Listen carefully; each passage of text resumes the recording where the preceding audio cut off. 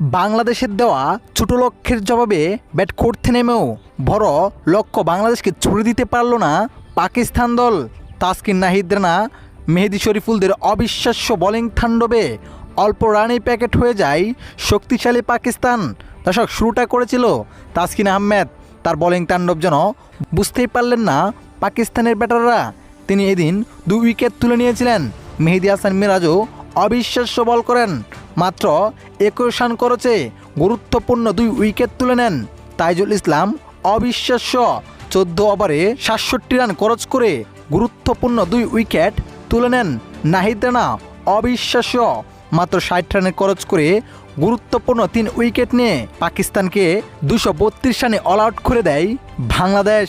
এখন দেখার বিষয়, বাংলাদেশ দ্বিতীয় সেশনে ব্যাট করে পাকিস্তানকে কত টার্গেট দিতে পারে। দর্শক, আপনার মতে কি মনে হয় এই ম্যাচটি কি বাংলাদেশ জিতবে?